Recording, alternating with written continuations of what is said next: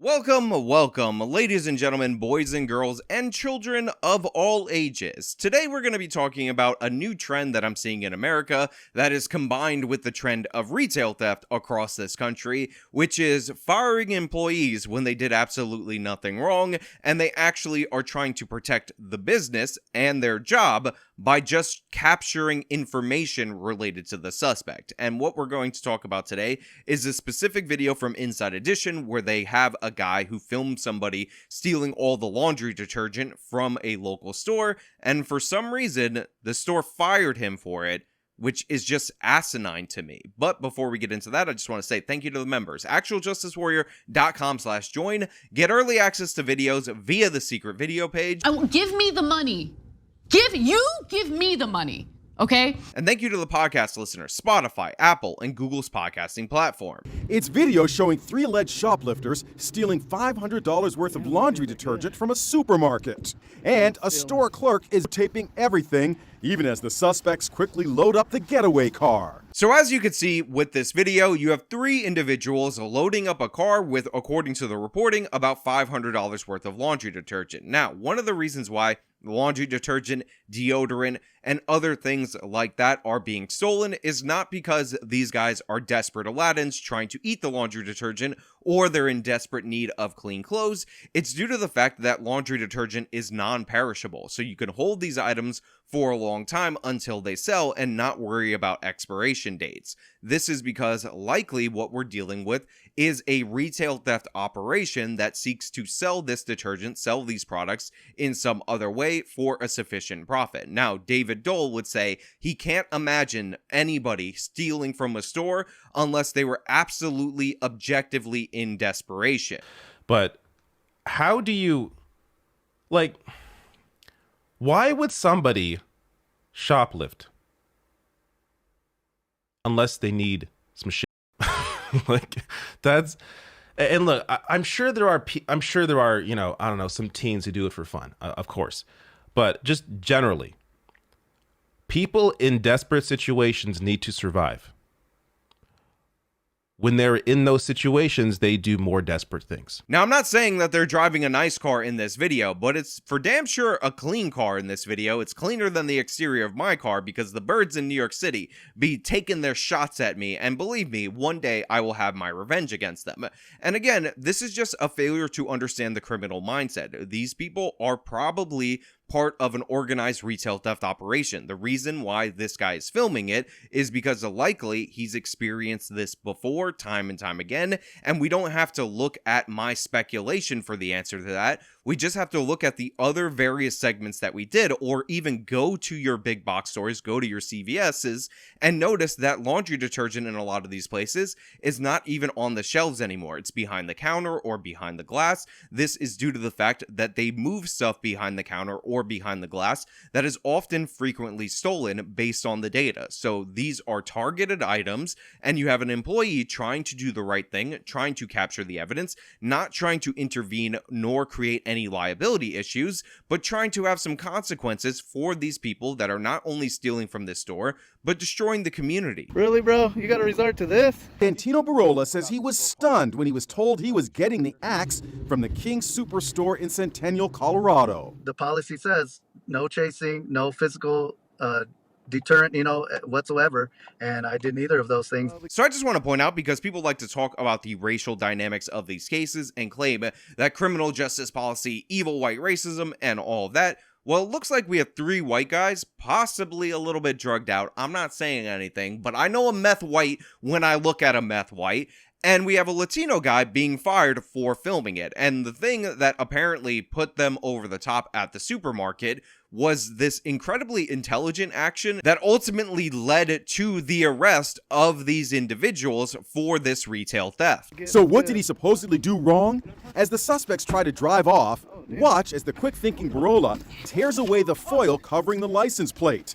That action directly led to the arrest of the driver. If he hadn't done that, it would just be another video of 3 people stealing again, like that's happening all over the United States right now. That was pretty quick thinking on his part to remove the foil over the license plate so that they could capture the license plate so that they could ultimately arrest this individual. And to me, this is a gut-wrenching story because you have a guy who works as a retail job. It's not a high-paying job, nothing fancy, anything like that. But he's working. He's trying to produce. We don't know if he has kids, a family, or whatever. But the point is, he's doing the right things in our society. We have 3 individuals, cheats of the system, leeches on the system, that make everything worse for people like him that are trying to steal from his business, which eventually could lead to the shutting down of his business, as we talk about. These big supermarket chains, these big box stores, actually have low profit margins, so enough of a spike in theft could put them out of business. It also causes prices to go up, not just in the supermarket, but in the broader economy when you have these repeat thefts, which hurt the lowest income among us, which hurt the people like him who are trying to do the right thing, trying to work, even though they're not earning a lot of money. They're just trying to get by. And he decides he's not going to fight them. He's not going to create a liability issue. He's not going to do anything of the sort, but he's going to try his damnedest to capture them on video, figure out who these people are so that they can get arrested. And what ends up happening? The store punishes him because they're so afraid of the potential liability from our society that is favoring the criminals, a potential lawsuit against the store, that they want to punish him because of it, that they would rather sacrifice an employee, a loyal employee, than actually go after the criminals that put everybody's job in that store at risk, that put parts of their business at risk, and put the community at risk into spiraling into poverty. But that doesn't matter. Barola is still out of a job because he violated the company's policy against employees intervening during thefts. Now look, as you heard, by the letter of the law, the store policy is incredibly broad. But the thing is, the heart of the policy should not be to enforce this so strictly, because the reason why you have policies against intervening in retail theft is due to liability issues. Obviously, $500 worth of laundry detergent is a problem, but a more significant problem would be him getting hurt intervening and requiring medical attention and potentially suing the store based on that, or him inadvertently or intentionally hurting one of these people and creating a liability issue that way. What do you think of this store policy? I think it's a little bit ridiculous. I get it, the liability and to not chase after them or physically deter them, which in the video I clearly didn't either. I was walking, not chasing, and never did I physically touch them in any way, shape, or form. So I understand the nature of the policy, and I understand people make this argument all the time that $500, $300, whatever amount of money is being stolen in terms of merchandise is just not worth it. But the thing is, this stacks up. The thing is, this creates a chilling effect, and there's more thefts that are going on, and catching these guys is absolutely crucial into cutting down those thefts. As we talked about in New York with the 327 shoplifters representing a third of all shoplifting arrests, or as we talked about in any area with any set of crimes, typically the problem is repeat offenders. And I'm not saying I'm judging this based on their appearance or anything like that, but the tactics deployed by these thieves scream repeat offenders. Think about it. They had something to block their plate, so there was a plan in place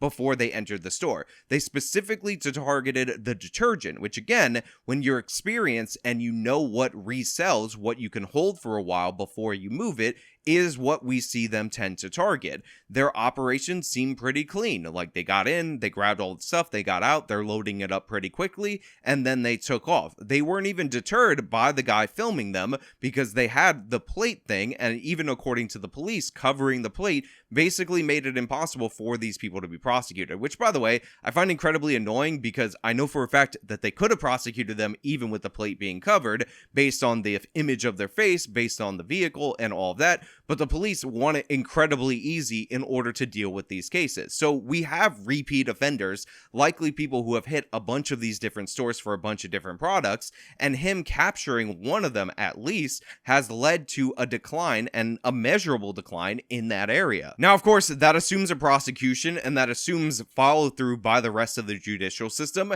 and I hope they do so, because the lesson that history teaches us when it comes to shoplifting and retail theft and organized crime is that these people will continue to do it until you take it seriously, and this needs to be taken seriously. Again, it might not affect me I'm pretty well off. I got a lot of support from you guys on this channel. I've been successful for myself, and maybe some of you out there listening have been pretty successful for yourselves. But those of you who actually live how I used to live, where you're pinching pennies, where you're looking for the best price at the best place, know how devastating even slight price increases can be towards your necessities. So if you have to pay more for laundry detergent, if you have to pay more for food, if you have to drive out further because your grocery store or whatever store closed down, that's going to impact you significantly more. That's going to hurt you in your day-to-day life. And this idea that we would focus solely on the lawbreakers and their sad stories and their Aladdin-like tale, and not on the people who struggle but still do the right thing, the overwhelming majority of those people who just want opportunities, who are having those opportunities and those chances ripped away by people like those in the car, is one of the huge problems of our society. Now, I will say, this guy has a GoFundMe. I will link it in the description of this video. It's about $37,000 at the time of me recording this video. If you want to support him, then I totally understand that. Again, that's why I'm linking it. I support this guy. I believe he did the right thing, and honestly, shame on the store for firing him over this. Brola has lots of support on social media. This man should get a raise, not termination, goes one typical commentary. You think you were unfairly fired? I believe so. Being a veteran, being a former military police officer, I'm always going to do the right thing, especially if a crime is happening in front of me. Again, military veteran, serves our country, military police officer, is interested in law enforcement. He saw something, he acted on the principles, on what he believed was right. He didn't intervene in any kind of physical way, didn't put anybody in danger, maybe potentially put himself in danger, and yet they fired him over that. Absolutely shameful of this store to do so. Total mistake, sends the wrong message across the country, because once you get rid of the people who are willing to stand up, once you force people to the point where they're silent on these issues or they just stand idle, the theft is going to explode even greater than what we're seeing right now. Again, we have to go after these people. We have to hold these repeat offenders. I'm not saying you should get life in prison if you're shoplifting, but you know what? A prosecution for it will have a deterrent effect. A friend of mine stole a wallet once, and he had to pay a fine, something like 9 times the value of the wallet. And guess what? That friend didn't steal that wallet. And by the way, for those of you who thought my friend was Aladdin, he was significantly better off than myself. He was just being a jerk, didn't want to pay for the thing that he wanted to pay for. He got caught. He learned his lesson because that was taken seriously. The store actually sent somebody to testify against him at the trial. That creates a chilling effect on criminals. And right now, what we're saying to the criminals out there is this is the crime you want to commit. There are almost no consequences for it, and even though this guy got caught, guess what? The news story is how the store fired this person for getting this person caught, so it probably won't happen to you. That is not a workable system. But again, those are just my thoughts. So let me know your thoughts down in the comments below. If you like the video, show them by leaving a like, subscribe for more content, follow me on all my social media, support me via the support links in the description of this video. This has been me talking about a guy being fired for doing the right thing. Till next time.